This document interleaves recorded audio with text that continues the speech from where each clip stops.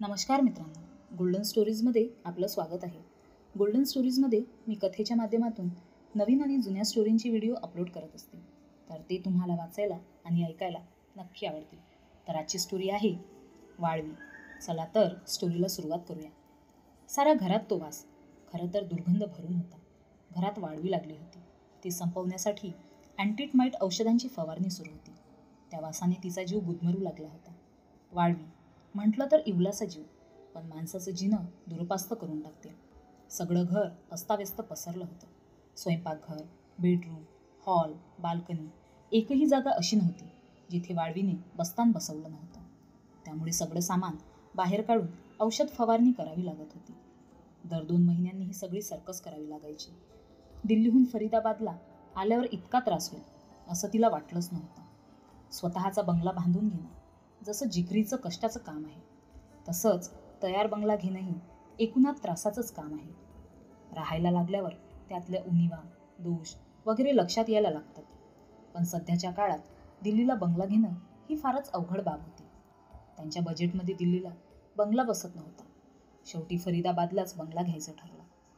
तसं म्हटलं तर फरीदाबादहून दिल्लीचं अंतर होतंच किती.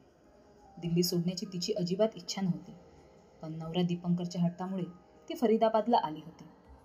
त्यांच्या स्टेटसला साजेचाच होता हा बंगला. पण काय कमी होतं दीपंकरला? पैसा, प्रतिष्ठा, स्टेटस, दाराशी शोफर, ड्रायव्हरसहित 2-3 गाड्या. अशा वेळी दिल्ली दूर वाटण्याचं काही कारण नव्हतं. पण दीपंकरला वाद घालायचा नव्हताच. निर्णय झालाच होता.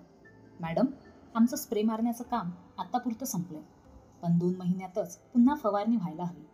आताच वाळवीला कंट्रोल केलं नाही तर फार नुकसान होईल. आणि वाळवीची मजा अशी असते की बाहेरून आपल्याला कल्पनाच येत नाही, आणि आतल्या आत वाळवी सगळं पोखरून टाकते. मी तर तुम्हाला असं सुचवतो की तुम्ही आमच्या कंपनीबरोबर वर्षभराचं कॉन्ट्रॅक्ट करा. आमची माणसं ठराविक दिवशी येतील आणि काम करून जातील. तुम्ही फोन करण्याचीही गरज नाही आहे. स्मार्ट एक्झिक्युटिव्ह आपल्या कंपनीचा बिझनेस वाढवू बघत होता. इथे आल्यावरच तिला कळलं होतं की फरीदाबादमध्ये मेहंदीची शेती होते.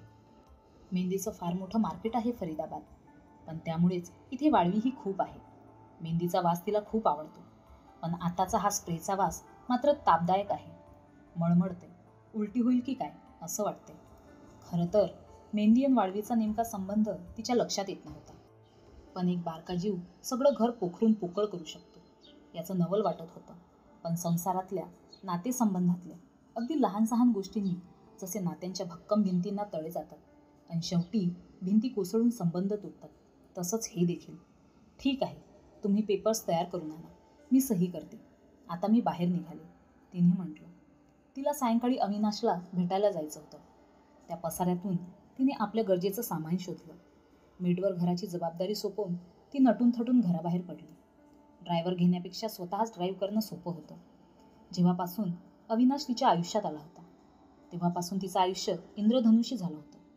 लग्नाला 2 वर्ष झाली, पण दीपंकरशी ती अजून मोकळेपणाने बोलत नव्हती. त्याचा स्वभाव गंभीर आहे, रोमांस त्याला जमत नाही, आणि नम्रता तर सुरुवातीपासूनच बिनधास्त होती. पार्ट्या, ड्रिंक्स, शॉपिंग, हॉटेलिंग असं तिला आवडायचं. दीपंकरला त्याच्या बिझनेसमुळे फारसा वेळ मिळत नसे. बिझनेसच्या कामात तो गर्क असायचा.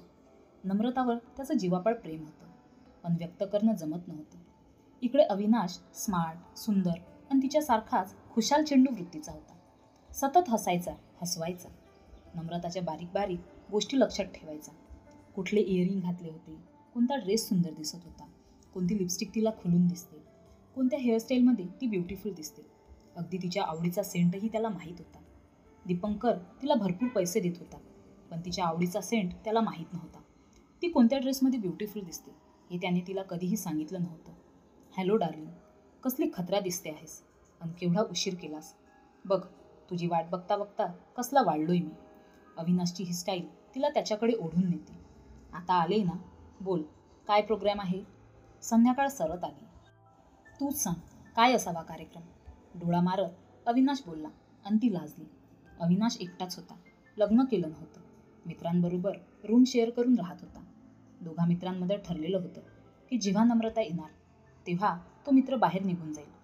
अविनाशच्या मिठीतून जेव्हा ती मोकळी झाली तेव्हा फारच आनंदात होती. आणि अविनाश तर तिला सतत मिठीत घ्यायला आतुरलेलाच असायचा. तू तर मला पार वेळा करून सोडला आहेस ग राणी, अविनाशने तिला खुश करण्यासाठी म्हटलं. बरं, अगं सध्या फार छान सेल लागले आहेत. तुला काही खरेदी करायची आहे का? मला घ्यायचे काही सामान. मी सेलची वाटच बघत असतो. मी असताना तू काळजी का करतेस? उद्या भेटूयात. नम्रता घाईने निघून गेली आणि तिने दिलेला स्प्रे अंगावर मारत अविनाश गर्वाने हसला. परफ्यूमच्या सुगंधाने दरवळणाऱ्या खोलीत प्रवेश करत अविनाशच्या मित्राने म्हटलं, छान पोरगी पटवली आहेस. खूपच चंगळ चालली आहे तुझी. तू का जडतो आहेस? माझ्या वस्तू तूही वापरतोस ना? तुझाही फायदा आहेच की. निर्लज्ज हसत अविनाशने म्हटलं. दुसऱ्या दिवशी नम्रताने अविनाशसाठी कितीतरी गोष्टी खरेदी केल्या. तरीही अजून काही गोष्टी हव्या आहेत म्हणत त्याने तिचं क्रेडिट कार्ड मागून घेतलं. नम्रता नवऱ्यात तेवढीशी गुंतलेली नाही हे त्यांना बरोबर हेरलं होतं. तिच्या भावनांचा तो गैरफायदा घेत नव्हता. नवऱ्याला समजून घ्यायला नम्रता कमी पडत होती. बडबड्या, खुशमस्कऱ्या अविनाश तिला आवडला होता. तो सटाफटिंग होता. स्त्रीला रिझवण्याचं कसब त्याच्याजवळ होतं. नम्रताला वाटायचं त्याने लग्न केलं तर ती एकटी पडेल. तिला त्याची कंपनी हवीशी वाटायची. 3ऱ्या महिन्यात अँटीटमाइट फवारणीवाले पुन्हा आले. वाढवी ओल्या जागेत, दमट जागेत जोमाने फोफावते. लाकूड ओलं राहता कामा नये. ओलं लाकूड वाढवीला पोखरायला अधिक सोपं असतं वगैरे उपदेश करून सर्वत्र स्प्रे मारून ती माणसं निघून गेली. हे सर्व नम्रताने ऐकून समजून घेतलं. पण तिच्या आयुष्यातला अविनाशरूपी वाढवी लागली आहे हे तिच्या लक्षात आलं नाही. तुझ्या नवऱ्याच्या खूप ओळखी आहेत. त्याला सांगून माझ्या बॉसचं काम करून दे ना. तिच्या गालाचं चुंबन घेत अविनाश म्हणाला. तू बोललास म्हणजे काम झालं असं समज. दीपंकर माझं कोणतंही म्हणणं टाळत नाहीत, नम्रताने म्हटलं. चल तर मग आज लंच एखाद्या आलिशान हॉटेलात करूया, अविनाशने म्हटलं. नम्रताला वाटत होतं तिच्या आयुष्यात अविनाशमुळेच आनंद निर्माण झाला आहे. ती फुलपाखराप्रमाणे त्याच्या अवतीभवती बागडायची. त्याच्या तोंडून स्वतःची स्तुती ऐकून तिला ढगातून फिरतोय असं वाटायचं. दुसरीकडे अविनाशची मजाच मजा होती. नम्रताचा पैसा, नम्रताचं तरुण शरीर फुकट वापरायला मिळत होतं. तिच्या पैशावर तो ऐश्वर्य भोगत होता. एकदा नम्रताने म्हटलं की दीपंकर धंद्याच्या कामाने आठवडाभर सिंगापूरला जातोय. लगेच अविनाशने जवळच्याच एखाद्या हिल स्टेशनला जायचा बेट ठरवला. नम्रताला विचार करायलाही वेळ न देता त्याने विमानाची तिकीटं काढली. पंचतारांकित हॉटेलात रूम बुक केली. अर्थातच हे सर्व नम्रताच्या पैशाने. तिथे गेल्यावरही तो भरमसाठ पैसे खर्च करत होता. यावेळी प्रथमच नम्रताला त्याचं पैसे उधळणं खूपच खटकलं. तिच्या आणि दीपंकरच्या नात्यात ही अविनाशची वाढवी उपटली होती. वाढवी लाकूड पोखरतच नाही तर चक्क लाकूड खाऊन टाकते. कुठे स्वतःचा मागमूसही ठेवत नाही. त्यामुळेच वाढवीपासून सुटका करून घेणं सोपं नसतं. काही वेळा तर अँटीटमाइट स्प्रेलाही ती पुरून उरते. मग अधिक जहाल औषधांची मदत घ्यावी लागते. गेले काही दिवस नम्रताला जाणवत होतं की अविनाशच्या मागण्या सतत वाढत आहेत. किंवाही तो तिचं क्रेडिट कार्ड मागून घ्यायचा. असा उधळेपणा तिला खटकत होता. दीपंकरने कधीही तिला खर्चाबद्दल अवाक्षराने विचारलं नव्हतं. तिच्यासाठी तो कितीही पैसे देत होता. पण त्याच्या परिश्रमाने मिळवलेल्या पैशावर अविनाश स्वतः काहीही न करता डल्ला मारत होता. दीपंकरचा तिच्यावरचा विश्वास आणि त्याची सौम्य वागणूक यामुळे तिला अपराधी वाटू लागलं होतं. अविनाश खूप रोमॅन्टिक आहे, पण दीपंकरने कधीही त्याला आवडत नाही असं तिला जाणवू दिलं नव्हतं. त्याने तिची काळजी घेणं, तिला हवं तेव्हा करण्याचं स्वातंत्र्य देणं म्हणजे प्रेमच नव्हतं का? दुसरीकडे अविनाश सतत तिच्या शरीराचा उपभोग घेत होता आणि पैसे मागत होता. याला प्रेम म्हणतात का? छे, ही तर चक्क फसवणूक आहे. तो तिला लुटतोय. तिने अँटीटमाइट कंपनीतून आलेल्या बुकलेटमध्ये वाचलं होतं की दमट जमिनीत किंवा हिरवळीवर वाढवी वारूळ उभारते. दुरून ते फार छान दिसतं, पण चुकून हात लागला तरी हाताला झिंझिण्या येतात. जवळ जाऊन बघितलं तर आत असंख्य वाळवी वळवळत असतात. ते बघून फार ओंगळ वाटतं. मनात एक घाणेरडी भावना दाटून येते. तिला आता कळत नव्हतं तिच्या मनावर आणि देहावर कब्जा करणाऱ्या अविनाशरूपी वाळवीवर कोणता स्प्रे मारावा. दीपंकरसारख्या सज्जन माणसाचा विश्वासघात केल्यामुळे मन पोखरलेल्या लाकडासारखं पोकळ झालं होतं. मनाची कवाडं कशी आणि किती काळ बंद राहतील? उघडी झाली तर तिचे आणि दीपंकरचे संबंध चांगले राहतील की सर्वच काही कोसळून पडेल? त्यातून हे नातं रेशीमबंधाचं, पती पत्नीचं. नम्रताला तिची चूक उमगली होती. तिने मोकळ्या मनाने दीपंकरचा स्वीकार केला नव्हता. त्याला समजून न घेता त्याला दोष दिला होता.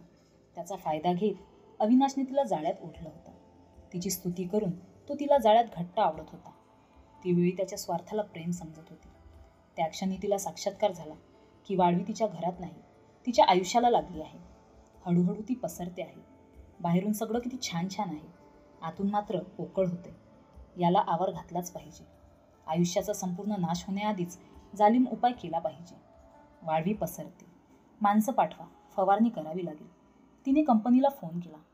मॅडम, अजून अवकाश आहे. माणसं बरोबर त्यांच्या वेळेलाच येतील, निश्चिंत असा. पलीकडून फोन बंद झाला. आता मलाच पुढाकार घ्यायला हवा. या वाळवीचा नायनाट करायलाच हवा.